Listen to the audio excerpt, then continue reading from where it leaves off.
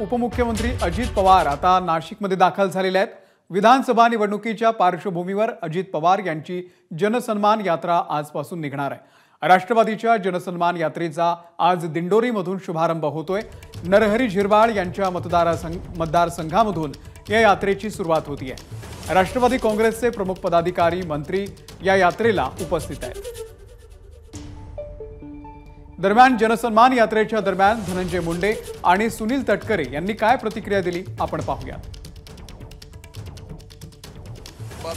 उतराई करतोय या ठिकाणी आम्ही जे दिलंय ते मिळणार आहे हेच या संबंधित महाराष्ट्राच्या जनतेच्या मनात पण विश्वास आहे आणि आम्ही जे बोललोय ते करून दाखवण्यातही आमचा स्वतःचा आत्मविश्वास आहे। जी यात्रा नाशिकमधून सुरू करण्यात आली याचं मुख्य कारण काय? नाशिकपासून सुरू एक लक्षात घ्या, कुठून तरी का आता मुख्यतः कारण नाशिक का, मग नागपूरला गेलं की मुख्य कारण नागपूर का, मराठवाड्यातून चालू केली की मराठवाडा का, हे तुमच्या माध्यमांची प्रश्न असू शकतात, पण या ठिकाणी कुठून तरी सुरुवात करायची।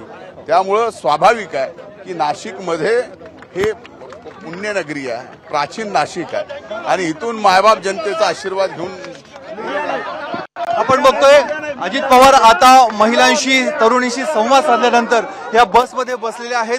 धनंजय मुंडे आपल्या सोबत होते, सुनील तटकरे आपल्या सोबत होते आणि त्यांच्या माध्यमातून सांगण्यात आले की योजना ज्या सरकारने लागू केलेल्या आहेत या तळागाळापर्यंत पोहोचत आहेत, महिलांपर्यंत पोहोचत आहेत, लाभार्थ्यांपर्यंत पोहोचत आहेत आणि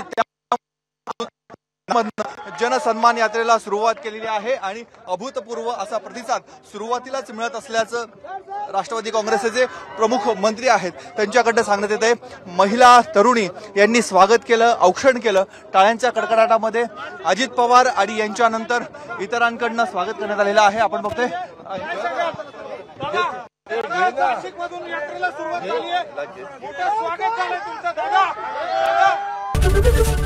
एबीपी माझा, उघडा डोळे बघा नीट।